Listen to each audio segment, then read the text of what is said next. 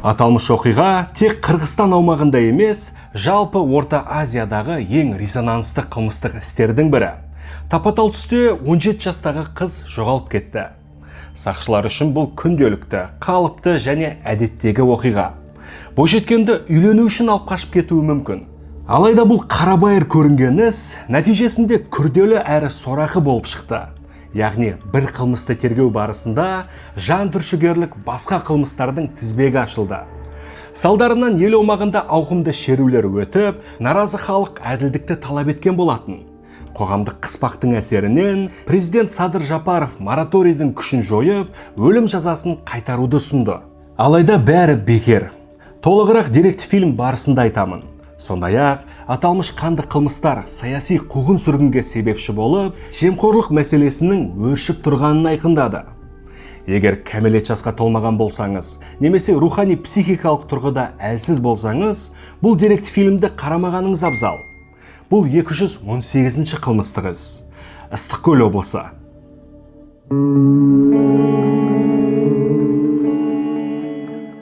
Заман ағымы тым жылдам болып кетті. Ал біз қалыс қалмауға міндеттіміз. Себебі заманауи цифрлы құралдардың маңызы өте зор.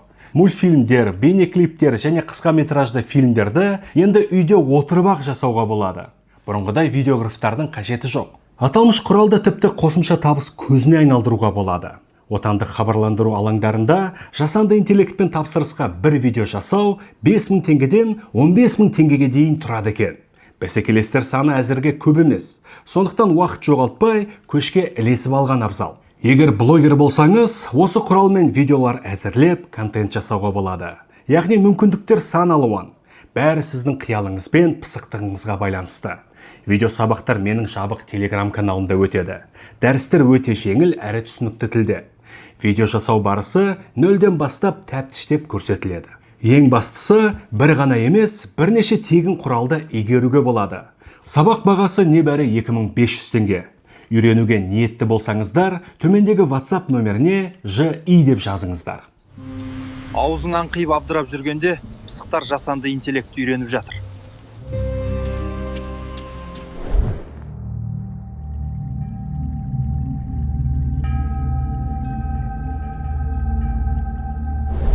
Жергілікті милиция бөлімшесіне келген атана 17 жастағы қызының жоғалып кеткенін хабарлайды. Бойжеткеннің аты жөні Айсұлу Мукашева. Хабарсыз кеткеніне 8 сағаттан асқан.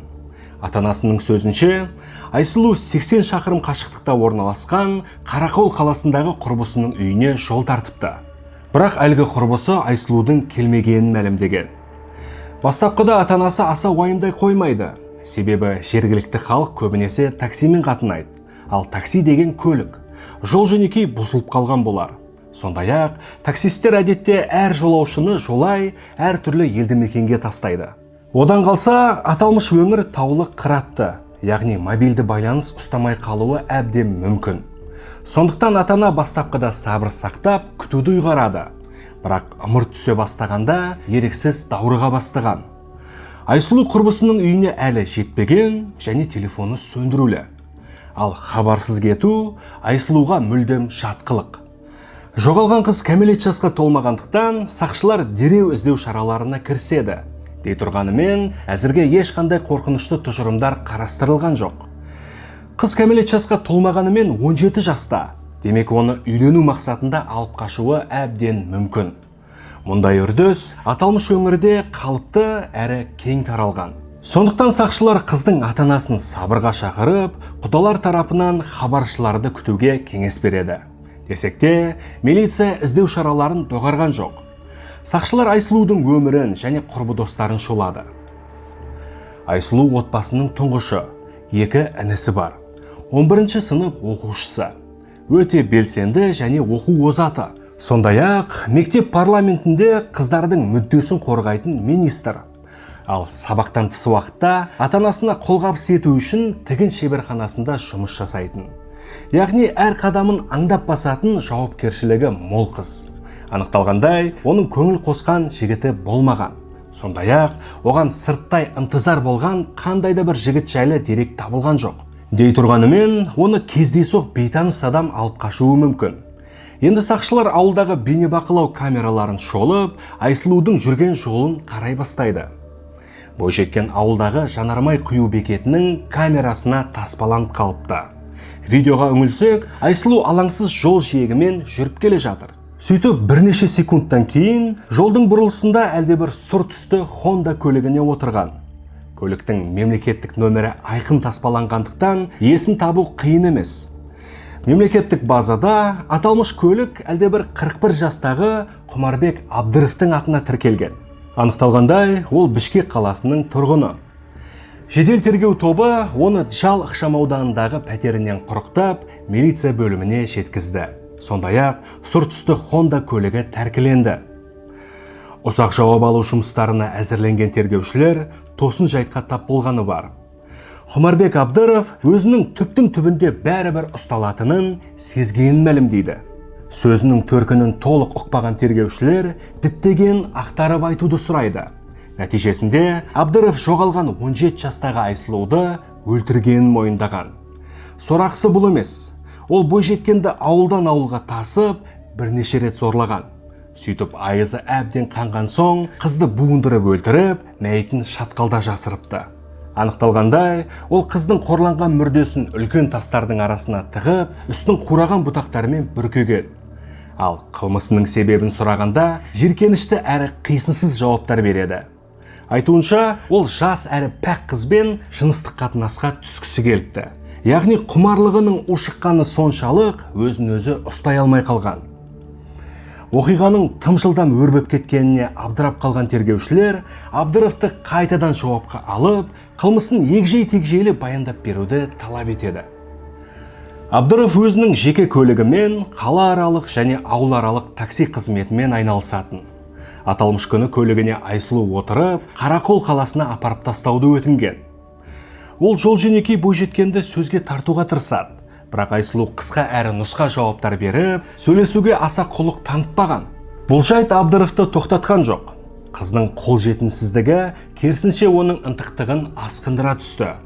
Ал 17 жаста екенін білгенде құмарлығы одан сайын ушыққан. Нәтижесінде шамамен 35 шақырымнан кейін Дарқан ауылы маңындағы Алмабақтың қасында көлігін тоқтатады. Сөйтіп Айсұлуды көліктен күштеп шығарып соққыға жығады. Қорқыныштан қарысып қалған қыз қашуға да тырыспаған. Абдыров оны шешіндіріп Алмабақта зорлайды. Арам пиғылын асырып болған соң, телефон тартып алып, қызды қайтадан көлікке отырғызған. Абдыровтың сөзінше, артқы орында отырған Айсұлу ләм демей өксіп жылаумен болыпты.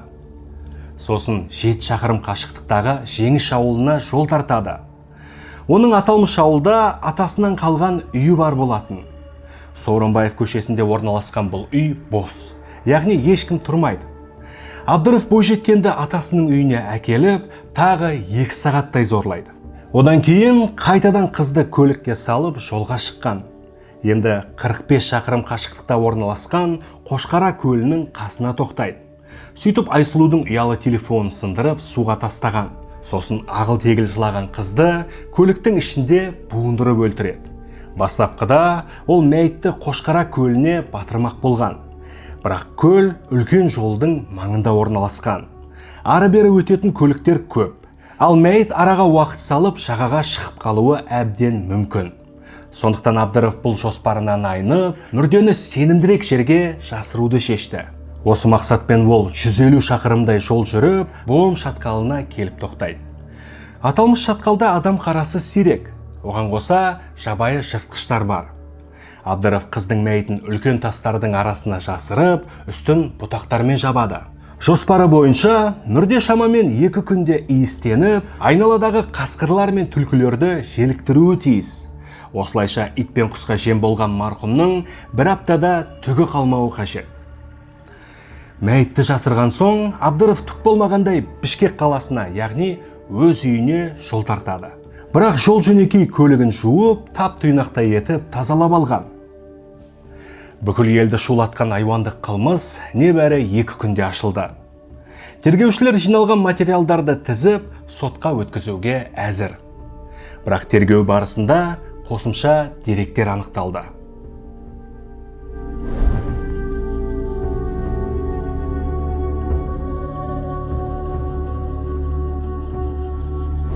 41 жастағы Құмарбек Абдыров отбасылы. Жұбайы, бала шағасы және анасымен бір үйде тұратын. Жоғары білімі болғанымен тұрақты жұмысы жоқ. Дей тұрғанымен жеке көлігімен такси қызметін атқарып нәпақа табатын. Бірақ әлеуметтік жағдайы нашар деп айтуға келмес. Себебі әр 2 жыл сайын астындағы көлігін жаңасына ауыстыратын болған. Сондай-ақ, оның бұрын соңды 2 рет істі болғаны анықталды. Бірінші қылмысын 20 жыл бұрын, яғни 2006 жылы Бішкек қаласында жасаған. Ол кезде 22 жастағы Абдыров әлде бір қызды арматурамен ұрып құлатып, ұялы телефонын қолды қылыпты. Абырой болғанда қыз тірі қалған. Көп ұзамай Абдыров құрықталып, үстінен қарақшылық тонау бабы бойынша іс қозғалады. Алайда туыстары әлгі жәбірленушімен бітімге келіп, кешірімін алған. Нәтижесінде Абдыров 5000 сом, яғни шамамен 15000 теңге айыппұл төлеп, бостандыққа шығып кетіпті. Ал екінші қылмысын 2015 жылдың қазан айында жасаған. Түнгі Бішкекте сандалған Абдыров әдеміше келген 21 жастағы қызды байқап, зорламаққа ұйғарады. Абдыров оны соққыға жығып, аяқ-қолын байлап тастайды. Алайда бойжеткен осал болмай шыққан. Бойжеткен сытылып шығып, жан таласып, тойтарыс береді. Қайсар қыздың жанкештілігінен тайсалған Абдыров шегінуді шешкен. Сөйтіп қызды арыққа итеріп құлатып, оқиға орнынан тайып тұрады. Бірақ бірнеше күннен кейін ұсталып, сот шешімімен 12 жылға қамалып кетеді. Әрі қарай таңғажайып оқиғалар тізбегі басталған. Абдыровтың 12 жылдық жазасы белгісіз себеппен 7 жылға өзгереді. Нәтижесінде ол 3 жылдан кейін рақымшылыққа ілініп, бостандыққа шығып кеткен. Алайда бұл ғажайыптардың төркінін Абдыров оңай түсіндірді. Жазадан жалтару үшін судьялар мен прокурорға $10,000 пара берген екен. Нәтижесінде судьялар Сания Бранчаева, Жаңыл Мәмбетәлі және Қайсын Әубәкіров құрықталды. Сондай-ақ, прокурормен арада делдал болған Абдыровтың адвокаты да қамауға алынды. Оларға қатысты тергеу амалдары әлі күнге дейін жалғасып жатыр. Районный суд 12 жыл бергеннен кейін қантып қайры 7 жылға. Ақша берішті да. Как раз ошолунда деген қарындашым срочно үйленіп, тұрмышқа шығып дейсін. Потом свадьбасын қалыңына деп $10,000 берді деген да. Апамшы. Свадьбаның қалыңына $10,000 берді. Потом ошол ақшаны да полный тегеге беріп тұрды. Адвокатқа, адвокатқа не үшін берді? Услугасын ау? Ошол адвокат айтып тұр, ошол сот менеджерлерге берем деп айтып тұр. Дей тұрғанымен, Абдыровтың ағынан жарылуы мұнымен тоқтаған жоқ. Айтуынша, Айсұлу оның бірінші құрбаны емес. Шынайы болмысын жасырудан шаршағанын айтқан ол, тағы 4 қыз келіншектің түбіне жеткенін мәлімдейді. Алғашқы қанды әрі жиіркенішті қылмысын сонау 2011 жылы жасаған. Абдырап қалған тергеушілер Абдыровтың жауаптарын мұқият тыңдауға кірісті.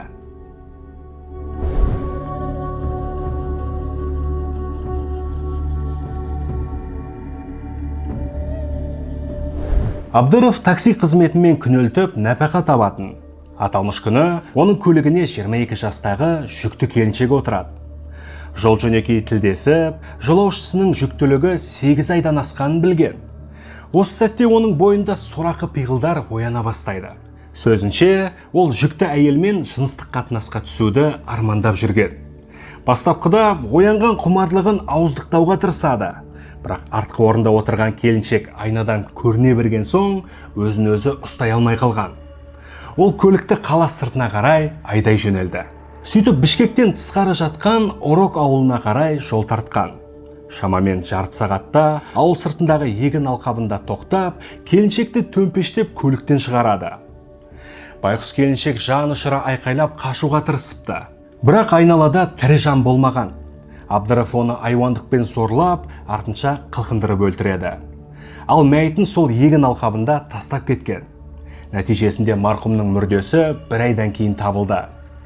Оқиға орнында ешқандай дәйектер табылмаған соң, бұл қылмыс ашылмаған істердің қатарын толықтырған.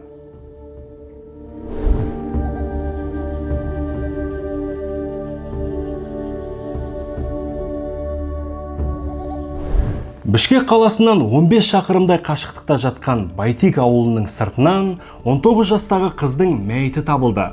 Сараптама нәтижесінде оның зорланғаны және буындырылып өлтірілгені анықталды. Аты жөні Камила Дүйшебаева. Марқұмның жеке басы мен өмірін тексерген тергеушілер тосын жайтқа тап болған. Дүйшебаева ел аумағындағы беделді әрі ауқатты бизнесмен Қалыбек Элтойбасовтың көңілдесі болып шықты. Осы себептен ол бірден күдікке ілігеді. Элтойбасов жасы 40-тан асқан отбасылы ер адам. Тергеу тұжырымы бойынша Дүйшебаева мен әлдебір кикілжің болып, бойжеткен оны бопсалаған болса керек. Ал жасырын қарым-қатынасының әшкере болғанын қаламаған бизнесмен Дүйшебаеваның көзін құртқан секілді. Десек те, тергеушілер күдіктімен тілдесе алмады. Біріншіден, Элтойбасов жанұясын алып, ақшқа қашып кетеді. Екіншіден, ол бұрынғы бас прокурор және парламент депутаты Аида Салянованың ағасы болып шықты. Сондықтан қылмыстық іс саяси астармен толыққаны бар. Аида Салянова бауырын барынша қорғаштап, қайта-қайта баспасөз конференцияларын жасайды.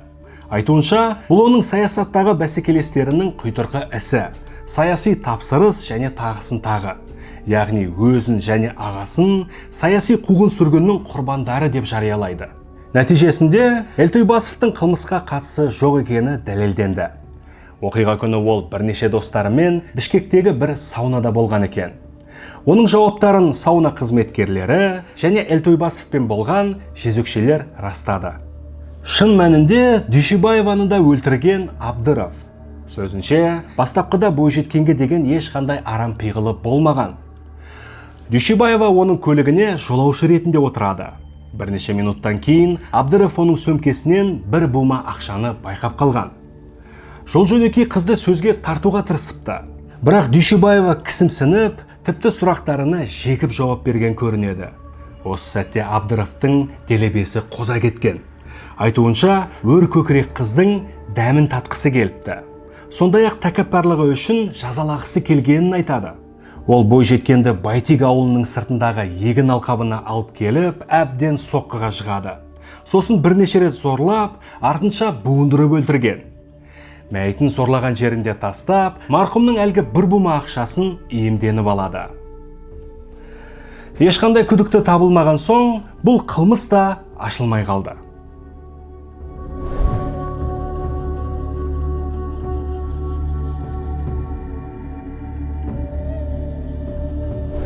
Қаланың қақ ортасындағы Исхақ Разаков көшесінің бойынан 22 жастағы қыздың мәйіті табылды. Сорақысы, марқұмның басы пакетпен оралып, қолдары байланған. Сараптама нәтижесінде бойжеткеннің зорланғаны анықталды. Абдыровтың сөзінше, бұл қыз да көлігіне жолаушы ретінде отырған. Ол әдеттегідей құрбанды қала сыртына алып кетіп зорлайды. Сөйтіп айызы қанған соң буындырып өлтірген. Бұған дейін ол мәйіттерді айдалада тастап жүрді. Бұл жолы қала ішінде. Абдыровтың айтуынша, аталмыш күні қала сыртындағы жолдарда сақшылар көп болған екен. Сондықтан қалаға оралып, адам жүрмейтін жарығы жоқ жерлерді іздеп әбден сандалыпты. Ал марқұмның басына пакет кигізуінің себебін сұрағанда, еш шімірікпестен жауап қатады. Мәйіттің аузынан аққан көбік көліктің жүк салғышын былғамау үшін. Қылмыс әдісі өзгеше болғандықтан, тергеушілер оны бұрынғы істермен байланыстырған жоқ. Орок ауылында табылған жүкті келіншек те, Байтик ауылынан табылған Дүйшебаева да егін алқаптарынан табылған еді. Олардың қолдары байланбаған, бастарында пакет жоқ. Сақшылар аталған қылмыстарды әртүрлі қанішерлер жасап жүр деп топшылаған. Нәтижесінде бұл іс те сол күйі ашылмай қалды.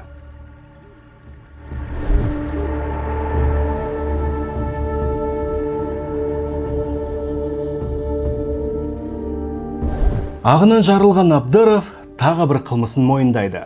Бірақ бұл қылмыс еш жерде тіркелмеген болып шықты.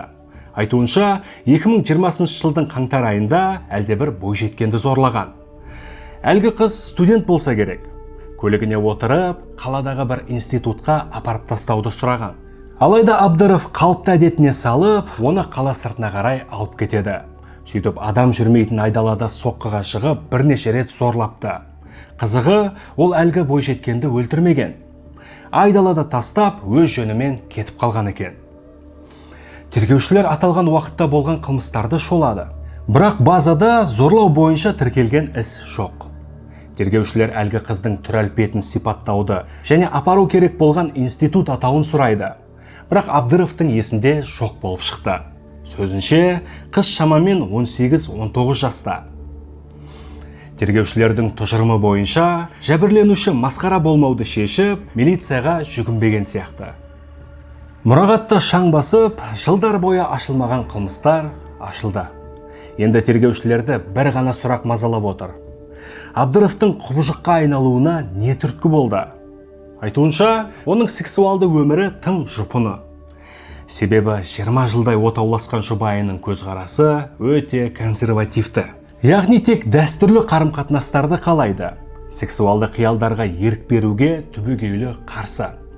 Сондықтан Абдыров өзінің көксеген эротикалық қалауларын орындай алмай, іштей тынумен болыпты.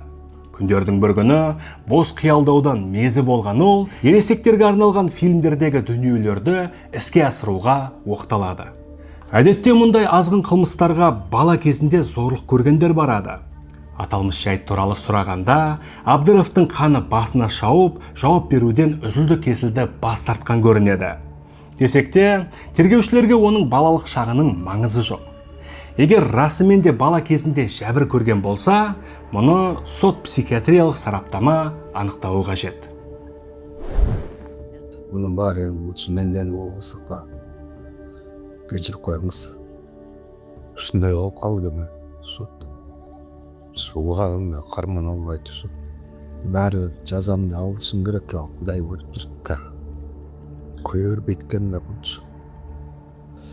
Ішінде жүріп, бұзы басым кетші болбай алғанда. Ошондой бизде ошондой жооп бербейт белең ана. Жооп беремейм апа. Эми жооп берем. Сен кандайсың ай? Уже бирөөнө беткене кайра тапталат белең эмне болду сага? Сүйбөй өзүмбөй. Күнки тышкы кебетем эле калбасы ичимдин баары жок болуп кеткен.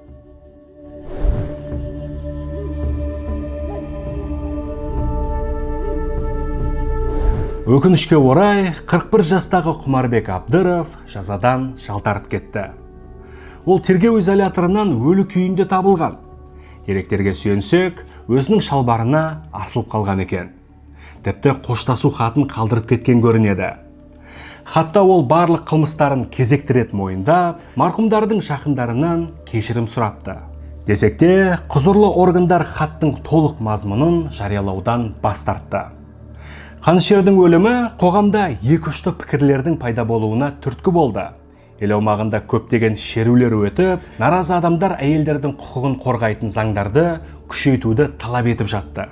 Сондай-ақ, әлемдік адам құқықтарын қорғайтын ұйымдардың өкілдері Абдыровтың өліміне сақшыларды айыптады.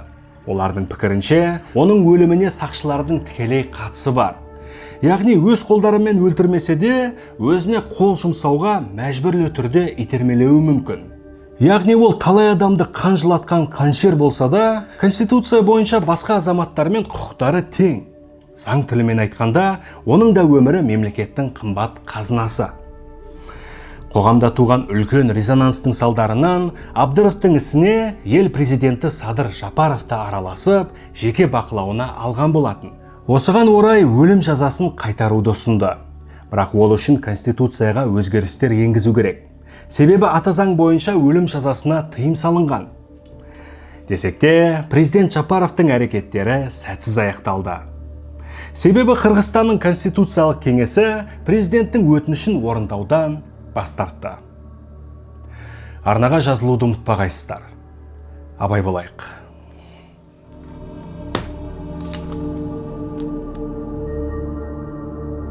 Thank you.